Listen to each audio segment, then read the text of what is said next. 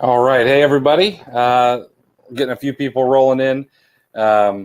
We'll get started here in 1 or 2 minutes. Just let people kind of join in. There we go. Everybody who comes in, say hey. Let us know where you're coming from. And let us know if you have any questions about variations, shoes, and clothing. We got Brian with us tonight from rasourcingsecrets.com and a couple of pretty awesome groups. One of them I'm a part of. Unfortunately, I can't be a part of the Ross group because I don't have any.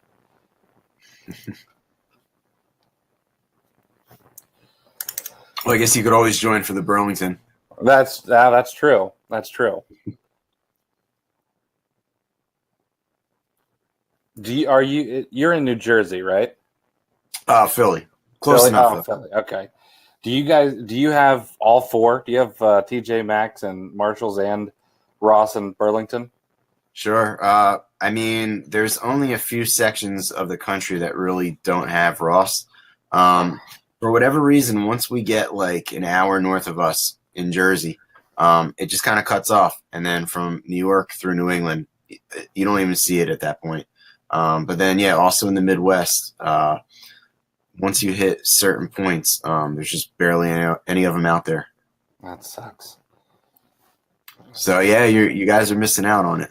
I know. My wife is from California, and so whenever we go back, we hit Ross several times.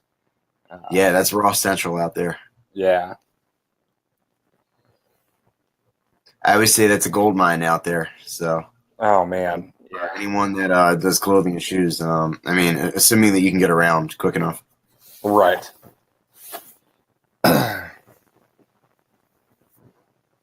Hey, James and Mary are here. How's it going, guys?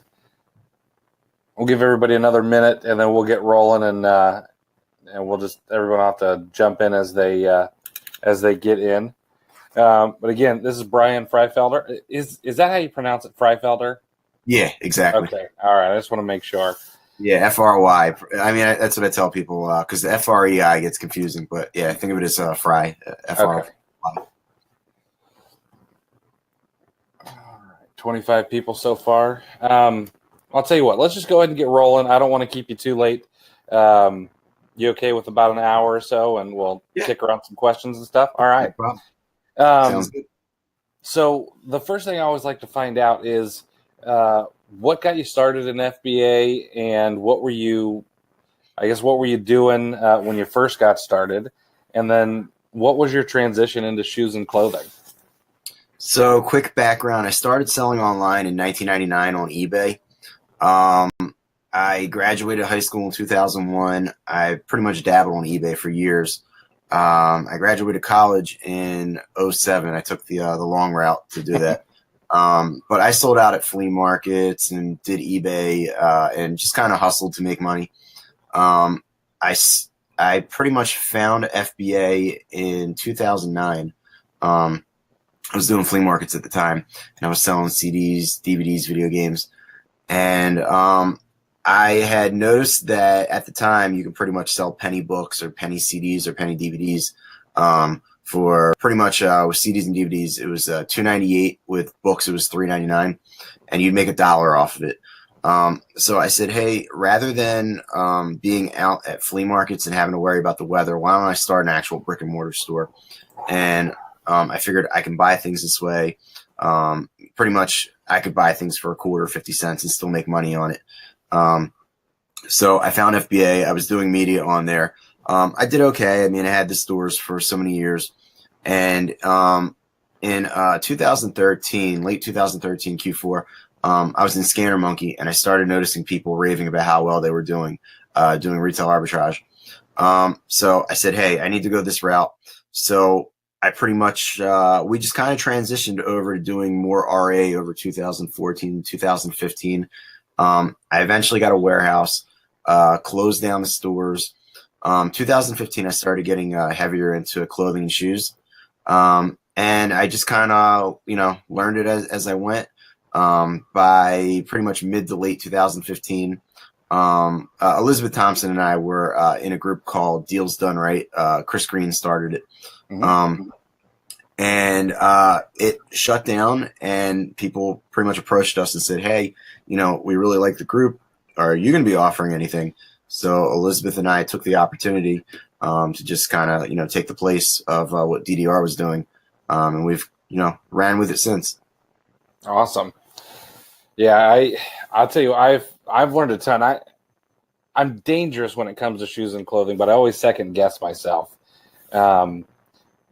What do you think if people who want to get more into shoes and clothing, what do you think they need to know before they take the plunge? What kind of mistakes are people making when they first start, and how can they bypass those?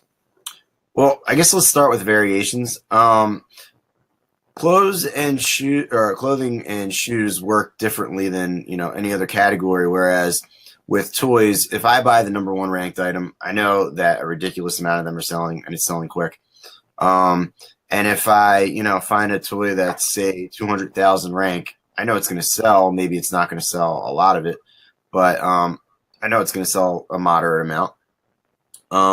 With clothing, if I find the number one ranked item, there might be 200 variations, 300 variations on it. And let's say it's a shoe, for instance. Some of those colors and sizes may be selling very well, and some of them may not be selling well. And the problem is, if you're getting the wrong sizes and colors, you could get stuck with inventory, and you could have a lot of money invested in this inventory, and you're thinking, wow, I just got the number one ranked item, and that could sit for a while. So sometimes with clothing and shoes, you have items that, maybe out of the 200 variations, 100 of them are really driving the rank on it. Maybe only 20 are really driving the rank. But you're going to have some on that listing that are going to be losers when it comes down to it.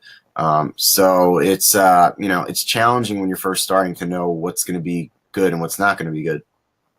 Absolutely. How do you do that? What's the best way to figure out, besides just reading reviews and things, is there anything else you do to kind of make a quick decision, or at least a decision on the fly while you're out scanning, that kind of stuff? Well, one thing that's funny, I'm one of the people out there that actually don't look at reviews when I'm buying. I'm just going off of pretty much a mix of rank, a mix of the active variation number, and then I'm also just going off of size, color. I mean, it comes from experience. I'm very liberal when it comes to my buying decisions, though. I personally don't do the shopping at this point. I have shoppers that do it. And one common misconception. So like I said, with toys, if something's low ranked and it's profitable, you're going to buy it. Now with shoes and clothing, I might buy it assuming that, it's not a ridiculous color or a ridiculous size. But with toys, if you see a 1 million ranked toy, unless the profit's really high on it or there's no one on the listing, you're probably going to avoid it. With clothing and shoes, I'll buy a million rank. It doesn't scare me, especially if there's either no one on the listing, or let's say there's no active variations or maybe one variation. Another situation is maybe there are a few variations, but maybe the rank is high because it hasn't sold in a few weeks. I'll buy these items and they sell. So yeah. Nice. All right. Do you see those items take a little bit longer, or once something like that comes back in stock, you're seeing it fly? Everything varies. There's a small percentage of items that I send in that they sell right away. But it's not uncommon to send in a 1 million ranked item and for it to sell within a couple days. And then there's plenty of items that are going to have a million rank that you're going to send in that 3-4 months later, you're going to be like, why did I buy this? Why did I buy, 3 of these or 5 of these? And maybe none of them have sold at that point. So it's a mixed bag. I think when it comes down to it, though, you're going to sell more than you're going to sit on. And you're eventually going to sell this stuff. Absolutely. So you say you don't really read reviews. So when you're when you're looking at things, let's take shoes for example. Are you sticking to like, size 8 to 12, or how often are you buying those out? I saw someone posted a picture of a size 22 shoe the other day in the group, and how often are you buying those kind of outliers, or do you have a very strict criteria to make sure you're not going too far or too deep on variations? I try to stay within 7 to 13 when it comes to sizes. Now we do buy larger sizes. Like I've looked at my inventory recently and seen size 14 in there. I was actually I was one of the people that really didn't like buying 14 and larger for a long time. Perry Coughlin, or the Coughlins in general, kind of changed my mind about that because they obviously got very into clothing. They're admins in our group. They got very into clothing and shoes, and he just proved to me, hey, these items sell, so don't pass on them. But I'm not in love with them. I wouldn't go very deep on them. But if there isn't much competition on it, and the profit is there, I see no reason not to buy one, if not a few more. Okay. And what about clothing? What colors are you staying away from? I mean, I would imagine you're not buying a lot of hot pink men's shirts or things like that. But are there dangerous colors and dangerous sizes and shirts that you should stay away from? I have to say, we don't really run into those hot pink or like, green polka dot or whatever for men. If we did, if it were happening frequently, and when I check my inventory, down the line, a few months down the line, and I notice that they're just sitting there, at that point I might step in and say, hey, we can't buy this stuff. I don't think we run into enough, junky colors that it's an issue. Okay. Do we buy some bad ones here and there? It happens, but you really never know what's gonna sell quick and what's gonna sit. Every now and then you'll find something with maybe a 100 or 200,000 rank, maybe a moderate amount of variations, and it'll just sit. And then sometimes you'll find something that might be, a 400,000 or 500,000 rank with maybe 20 variations, and it might sell right away. But the big thing is, if you're just starting out and you don't have a large budget, I would avoid odd colors and I would avoid odd sizes. I would avoid the outlier colors and sizes if you're just starting out. You want to be looking for a mix of low variation and low rank, and set your bar high when it comes to your ROI when you're first starting out. And as your money, as the money trickles in and you have more to reinvest, that's when you start to lower your ROI, or you start to go higher when it comes to the variation number or the rank. So you have to find that balance when you're starting out. Absolutely.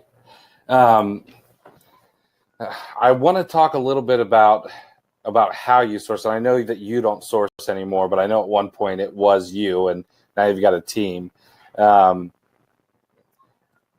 So I sold a fair amount of bras. I never got too deep into clothing. I did some shoes, and I want to do more. And I think I'm pretty good at bras. I don't mind standing there and scanning them.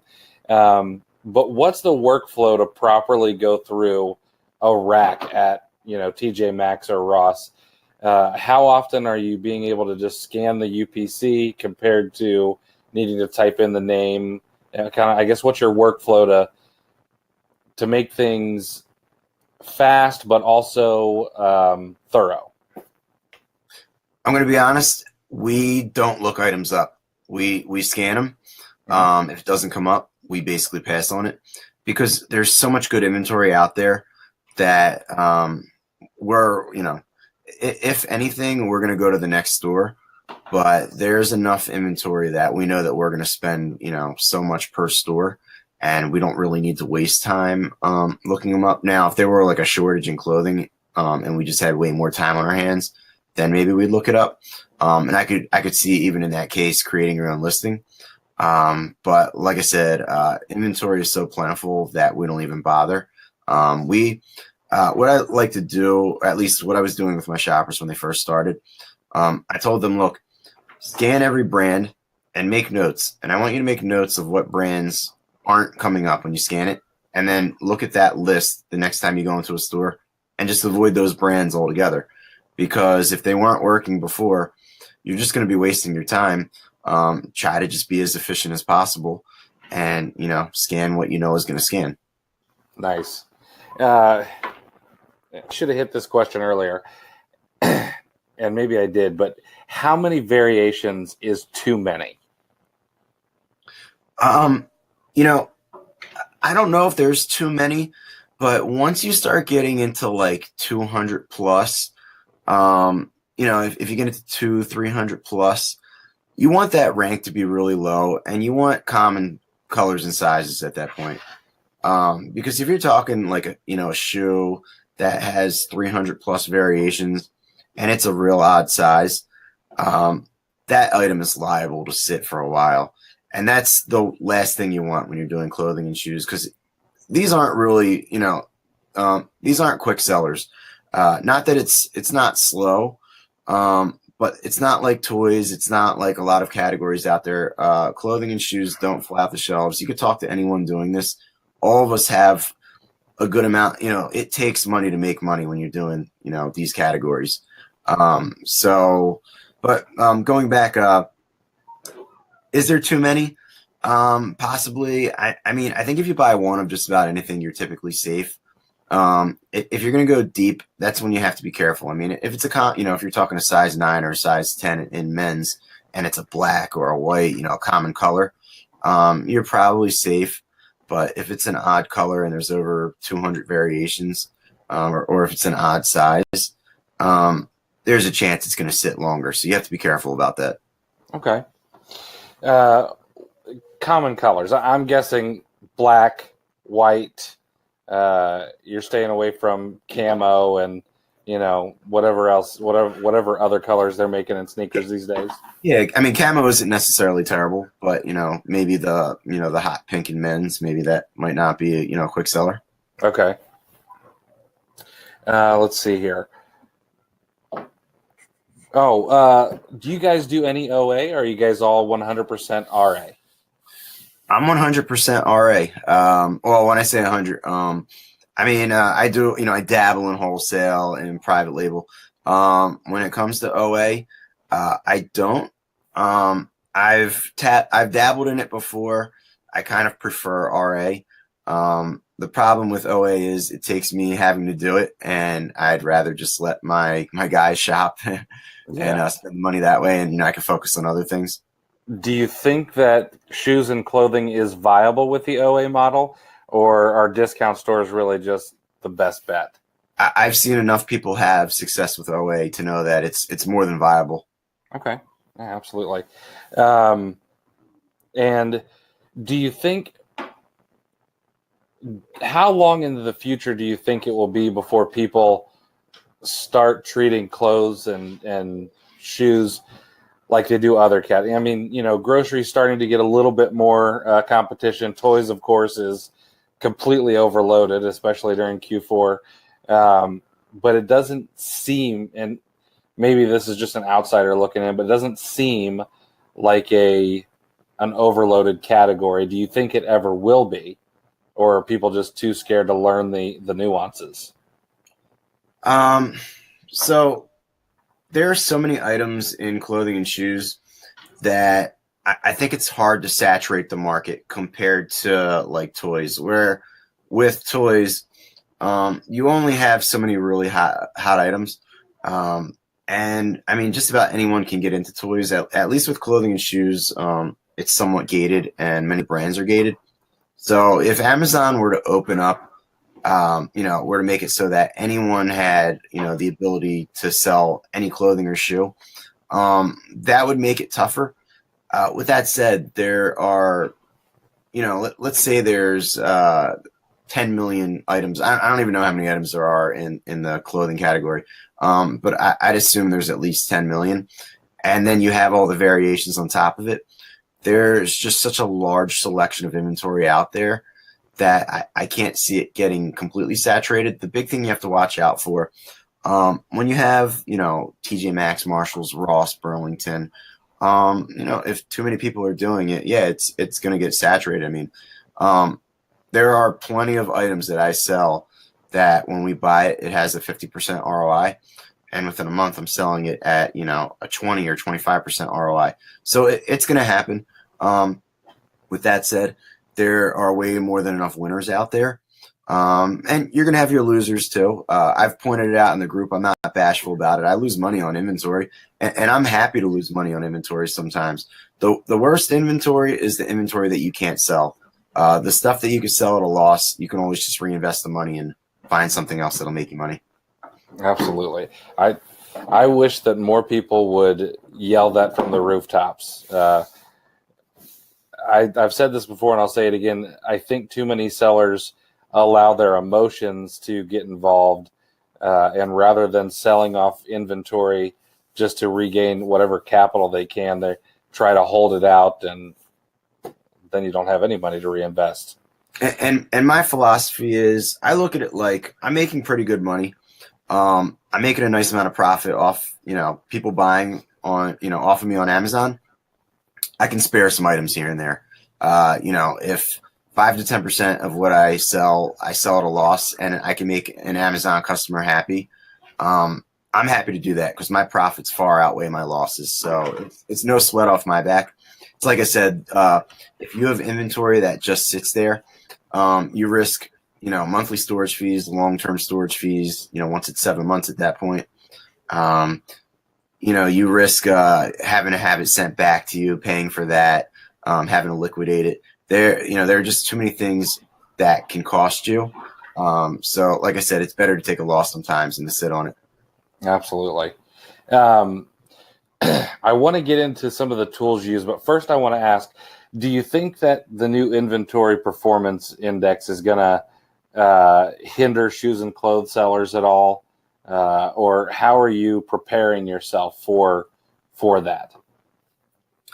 I think you just got to keep an eye on it.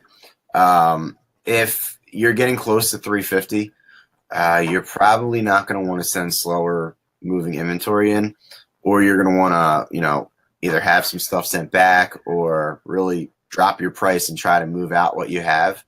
I think that was put in place to prevent people from raising their prices too high and just sitting on it there, along with long-term storage fees. So you just need to keep an eye on those things. I don't want to judge people for, having a 350 or less score, which means, that you don't have unlimited storage. But if you're in that situation, you need to reevaluate and potentially have some stuff sent back or lower your prices. And once you sell out of something where you don't think you'll be able to replenish it, do you just get rid of it out of your Seller Central? Yeah, we delete from manage inventory once it's pretty much 2 weeks old. We delete it out of there, and we archive in manage FBA inventory. Nice. Let's see here. Okay, let's talk about tools a little bit. I know that you use a tool that I'm guessing a lot of people don't. Maybe because they're scared of the cost. But you use Scan Power. What's it called? Well, we'll keep that, the other detail a secret for people that join the group. But Okay. yeah, I'm a big fan of Scan Power. For people that don't know, Scan Power shows you not only the rank, but it shows you how many variations there are now. So there are multiple components to variations. You have an active variation number and then a total variation. Scan Power will display, on their very basic feature, they'll display how many variations there are altogether. That number is not important to me. What's important to me is active variations. And the lower the rank, so here's the thing. The less variations, the better. If something has, let's say, like 5 to 10 active variations on it, and it has 100,000 rank, I know this item is selling really well. When it comes to rank, If there are a lot of variations on a listing and it has a low rank, so going back to our example of like 200 plus variations, that item should have a low rank because there are a lot of items selling that are driving that rank, that low. Now, if you have an item that has, say, 50 variations or only 25 variations and it has like a 10,000 rank, we know that's a really hot item. It's really selling well to be able to drive the rank that low. So you need to find the balance. And like I said, the less active variations, the better. Scan power shows you both those variation numbers, and they're very important when it comes to making a decision on clothing and shoes. Okay. Do you ever? I'll save that for later. Let's see here.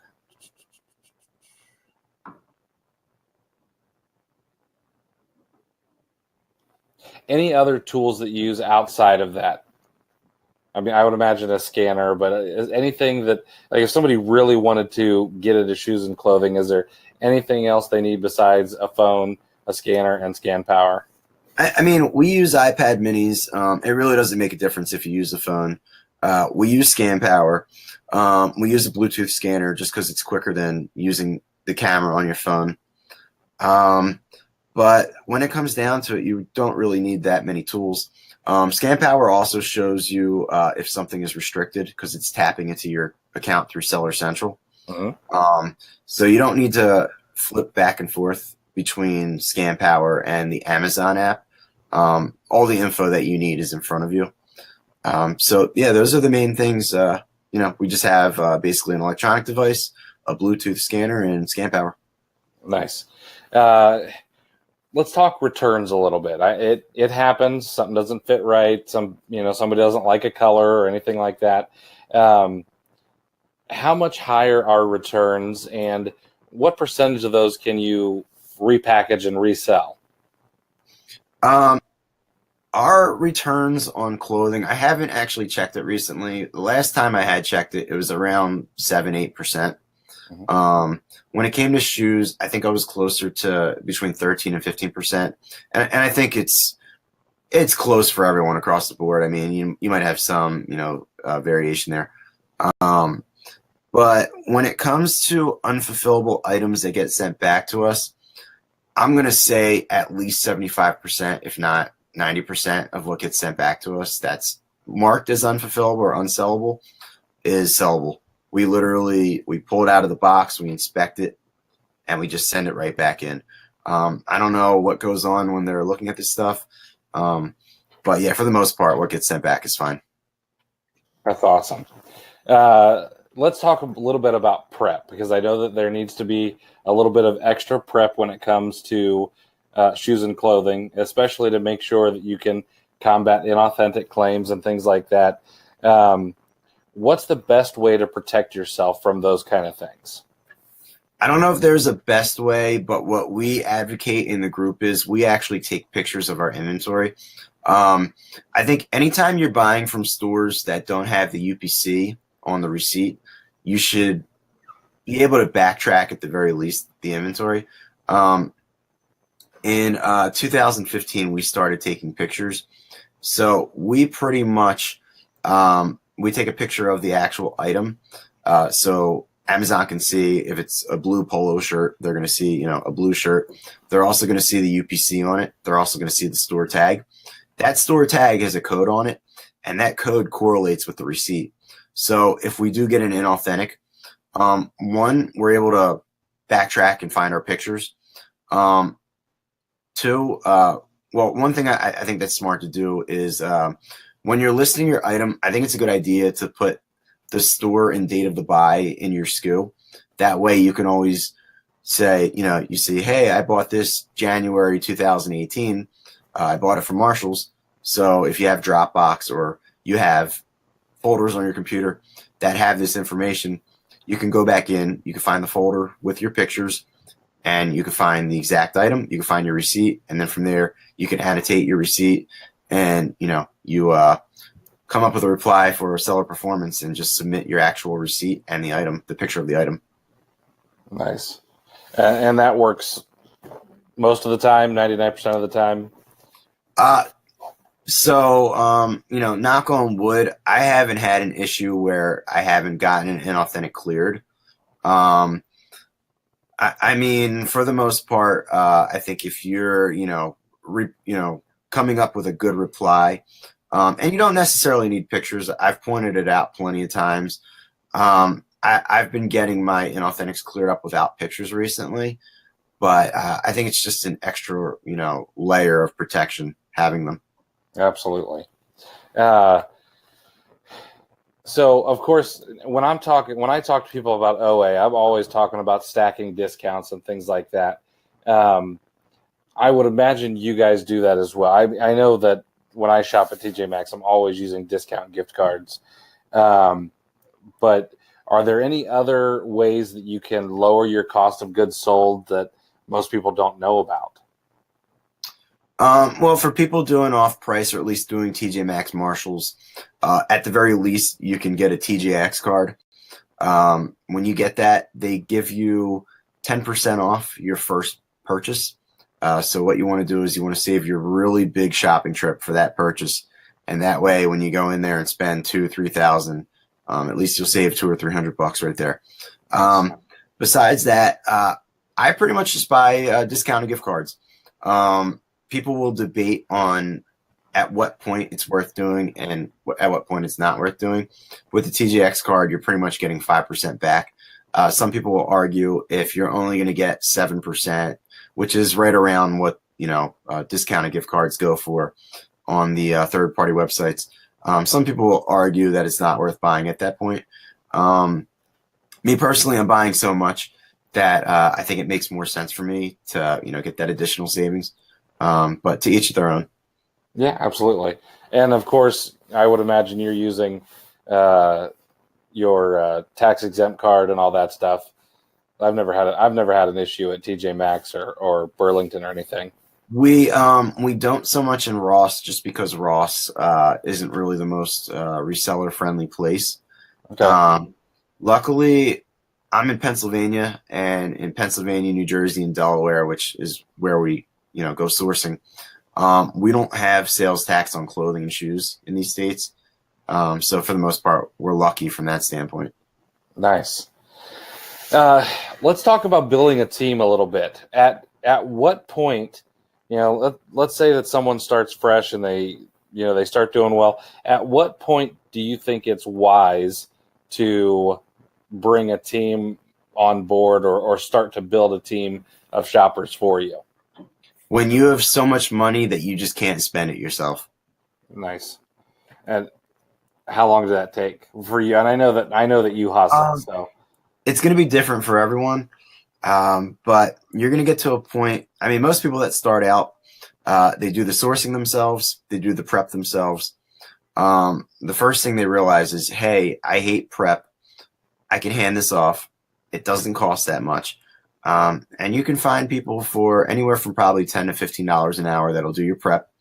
And that frees you up at that point. And if you have, enough money to continue going out, and spending, you might as well keep doing that.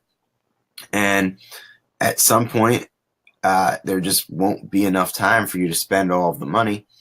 And when that happens, that's when you look into bringing someone on board to source for you. And you just try to replicate yourself. You have to come up with a buying criteria at that point. And that's where you say, okay, I want to stay within this rank. I want to stay within this variation range. I want to stay within these sizes. And you teach, you come up with a system. You come up with a fair pay scale for whoever you're going to have source for you. And you can send them out at that point. And that's pretty much what I did. I mean, just as more money came in, and the budget grew, I just kind of brought on additional shoppers and just let them go and do it. Nice. Have you tried both commission and hourly pay for your shoppers? What do you think works better? When it comes to my shoppers, I've always pretty much done commission. And when I say commission, I do an upfront commission, meaning so I pay 10%. And if they go out and they spend $2,000 that day, they're going to get $200. I also pay a base fee on top of that. So figure they're going to get around $80. But figure like a 10% commission. I know some people like to do splits. They like to do, 75-25 or 70-30 or whatever percentage you throw out there. But they base it on once the item sells. There are pros and cons to both ways of doing it. I think the biggest con of doing it that way is that you add additional tracking and just additional work on. So, and I'm not knocking it because I know that it incentivizes the shopper to buy quality inventory because they have an incentive for this item to be profitable. At the same time, something that looks like a good buy one day might not end up being a good buy by the time it sells, a month or two later. So it could backfire on them too, and it kind of stinks for them that they won't get paid on it. I find people in general just like to get paid up front, though. I think the average person would take a little bit less to get paid all at once up front versus waiting it out. So let's say, for instance, I were to do, like a 65-35 split. I think my shoppers, for the most part, would make more money throughout the year as a whole if they took the 35%. Versus getting paid like 10% up front. So I think over the long haul, it probably works out better for the people that do some type of split. But I think the average shopper is going to be a little more motivated if they just get a percentage and they're getting paid immediately up front. Right. Yeah. But for most people, are they shopping 5 days a week, 6 days a week? That comes down to your budget. Okay. I mean, I have a set limit as to how much my shoppers can spend. Okay. Only one of them hits that limit. The other two, they're independent contractors. They set their own schedule. They do what they want. Sometimes they'll make it out 4 days a week. Sometimes they'll make it out 2 days a week. It's up to them. It's hard to say what the average person is going to shop. The one thing, if you're going to get a shopper, you want to make sure that you're going to have enough of a budget and that you can send them out enough, because the worst thing you can do is, set the bar high, set expectations that can't be met, and bring someone on and say, yeah, you'll be able to, make this much per week, and then just not have the work for them. Yeah, absolutely. Yeah. People will run pretty quickly. All right. Tell me, or tell everybody here, one person asked, do you offer any kind of mentoring program, course, or anything like that? I don't know if you offer anything one-off or a course or anything, but I know you have groups. Can you tell us a little bit about the groups and what you guys do offer there? So, like I said, in 2015, Elizabeth Thompson and I started two groups, one dedicated to Marshalls and TJ Maxx, one dedicated to Ross and Burlington Coat Factory. And we share leads. We share items that, we've either, just found or found recently that are profitable. But it's also a community to just kind of share information of what's going on in these stores right now. And it's a way for people to just ask general business questions and, try to grow their business and just ask, hey, how do I source better or more efficiently? Or how do I grow my business? Do I start, get a bigger warehouse space, or how do I hire employees? So we just kind of go over the business in general, because each of us has been through it. Each of us has gone from, having a small Amazon business to getting a warehouse and having employees, and, coming up with a system for, each of these employees. Awesome. Yeah, I just pushed the link to rasourcingsecrets.com, which is Brian and Elizabeth's website. Like I said, I've been in the group for a couple of months now, and I've learned a ton. It's interesting. I don't interact much, but I do read everything and learn. So yeah, check it out. What questions haven't I asked that someone who really wants to get into shoes and clothing should ask or should know? Well, one thing, I think it's important that you have enough of a budget to get into it up front, because sometimes people they just start selling on Amazon, and these are tough categories to really grow your money quickly. Um, Now, with that said, I don't. I mean, Amazon has changed a lot. When I got into it, I could go to thrift stores or garage sales, and find inventory quick and sell it. Find it for next to nothing, and make a nice profit and just keep rolling it. If you're starting out with a couple $100, $500, you're going to be somewhat limited. I don't want to completely discourage you, but I don't know that doing clothing or shoes will be a smart idea if your budget is very limited up front. Absolutely. So you talk to a PL guy and they'll say, well, you really should have $3,000 to $5,000 to start, and you talk to wholesale and they'll say $5,000 to $25,000 to start. What do you think would be? Now, let's say someone's got all their living expenses taken care of. Do they need $2,000? Do they need $5,000? Do they need $10,000? Of course, the more the better. But what would you say is the minimum that they could start investing in shoes and clothing? I've had multiple members tell me before that they're only spending like $1,000 to $5,000 per month.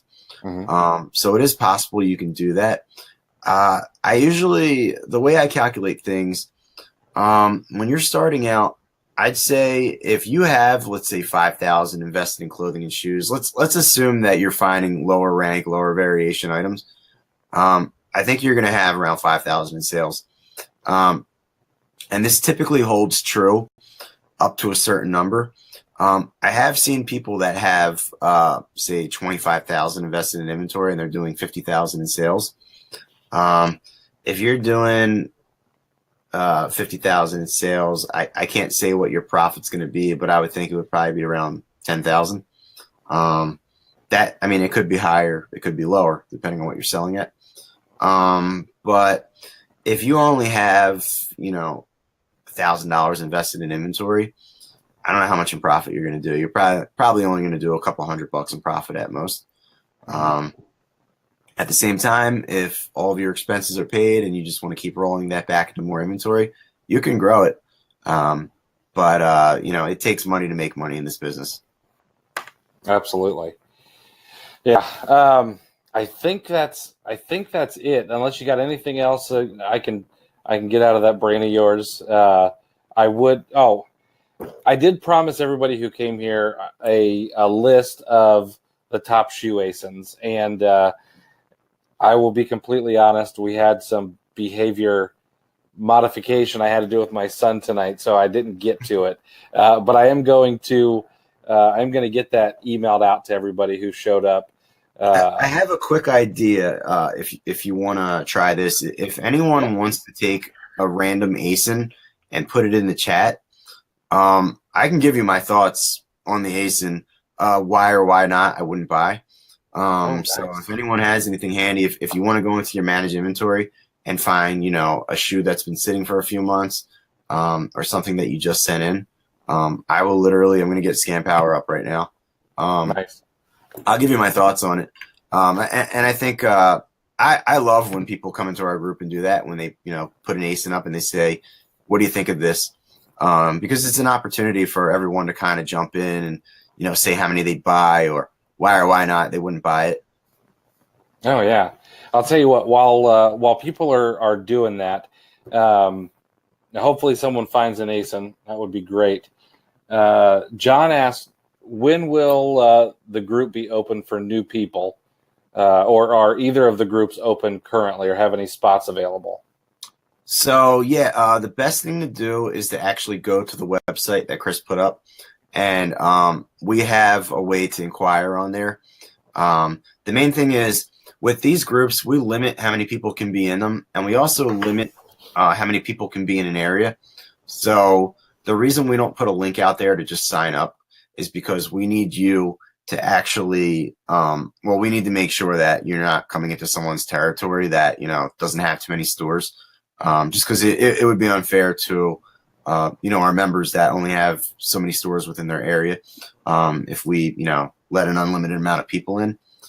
So that's why we ask you to inquire first, and we basically have to vet you that way before we could let you in. But we usually get back within a day or two. Yeah, I can vouch for that. It took a day or two, and I was able to get into a group. All right, so Karen and Gay have both put up some ASINs. Are you able to see those? Give me 1 sec. Let me just scroll back up to the top here. All right, if you could bear with me 1 minute here. So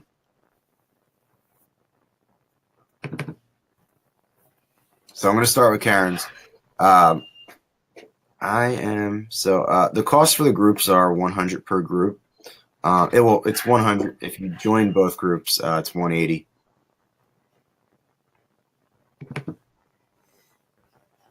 I will be honest; it is just for the education portion. It's worth every penny.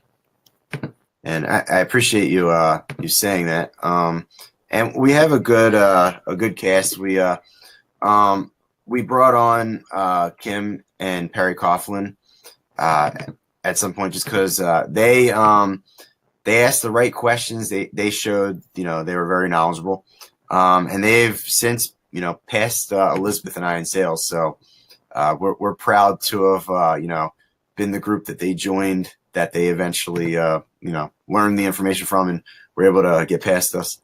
Yeah, Kim and Perry are a couple of my favorite people. I really like them. Yeah, they're great people. So yeah, we were thrilled to have them join us. So I'm looking at this bustier.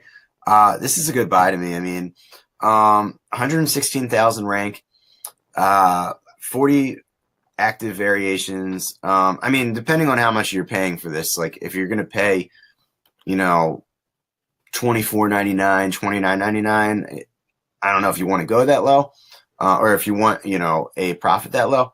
But this has all of the makings of a good buy. I mean, there's only one offer on it. There's no FBA sellers on it from what I see. The total variations aren't very high.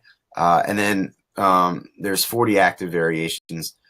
So it looks good to me. It's a good size, 34C. Hopefully that hasn't been sitting for you, Karen. But it looks good to me. I'm going to go on to gaze now.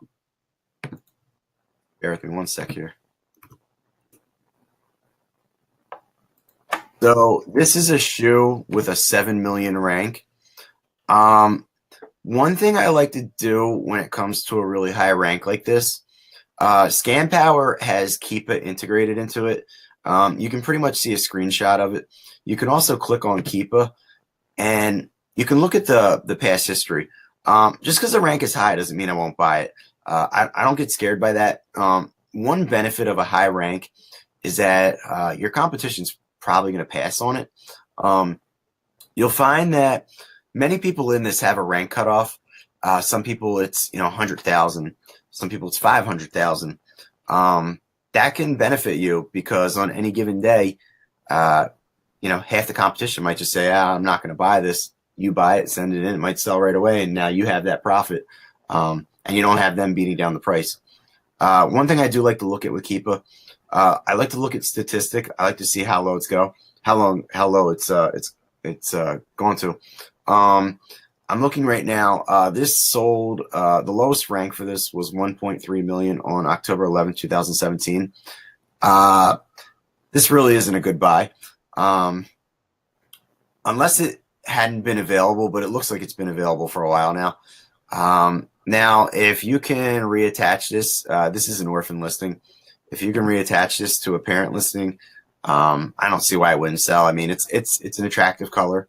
I think the price may be high too, but this is probably going to sit for a while. So let me go on to the next one.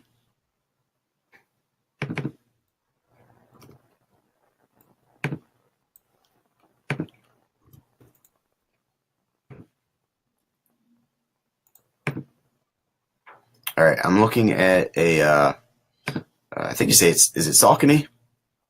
I think that's how you pronounce it.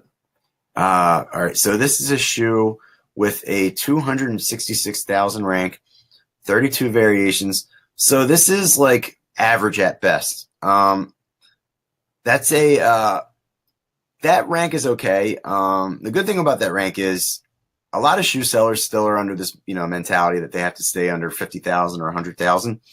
So I think a lot of people are going to pass on this. When it comes to the variations, the one good thing is, so there are 200 total variations and there's only 32 active. So there's a lot of potential. There's 168 inactive variations, or variations that no one's on the listing right now. I think with a lot of these, you will be able to send them in and make some money on them. You need to be able to buy these shoes relatively cheap, though. I see Amazon's on this size. This is a size 10.5. Amazon's on this for $23.89.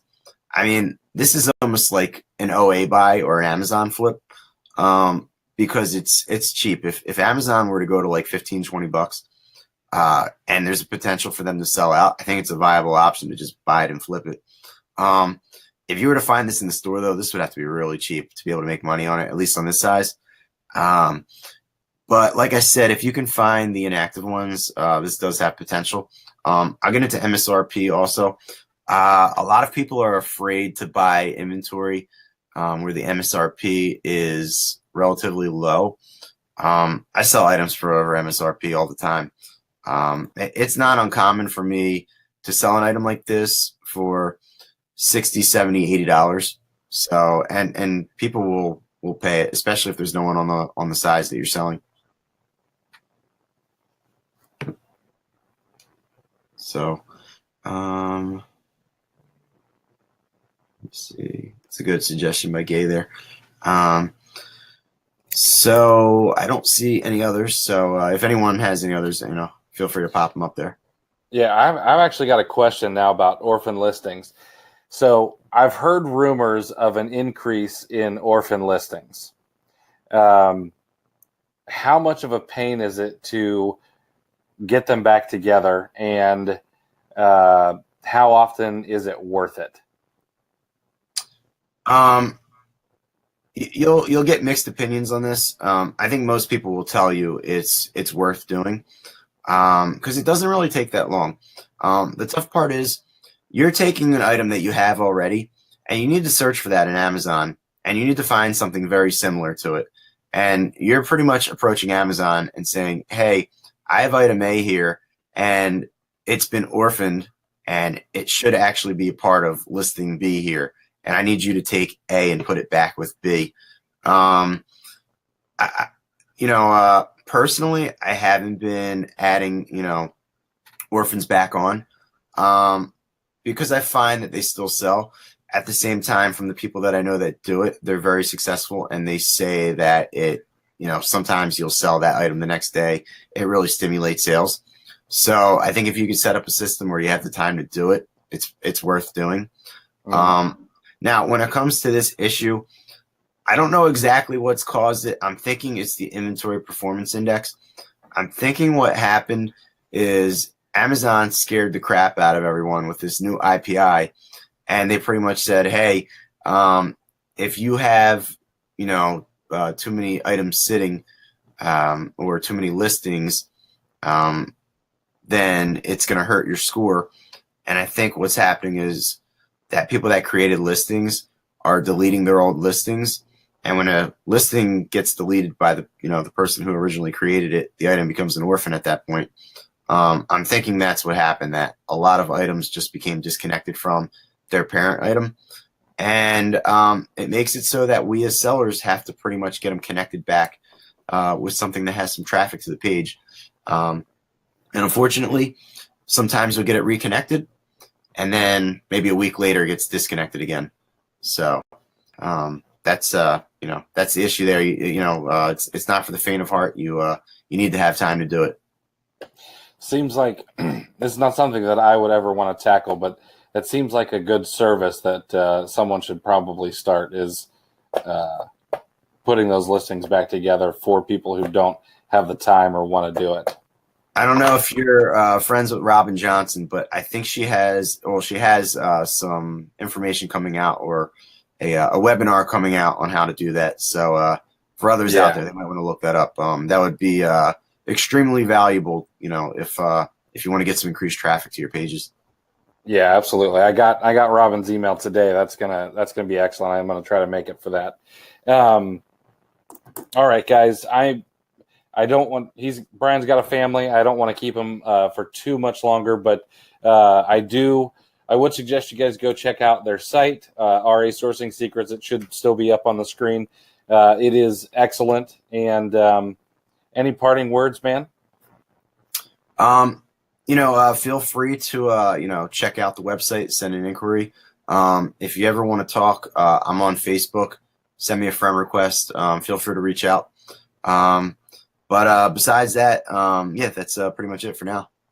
All right, Brian, I really appreciate you taking the time to chat about this. I think it's something more people should know about, because I know there is a good amount of money to be made here, and there's also a lot of misinformation, and probably people just don't know enough to get into this. So I really appreciate you taking the time. Thank you for having me on. Hey, thanks, man. All right, guys, check your email. There will be a replay. There will be what I promised. I'm going to put all the top 10 shoe brand ASINs so you can use them with your favorite sourcing software or anything like that. And if you have questions, please let me know, and we'll do it. All right. Thanks, guys. Have a great night. You too.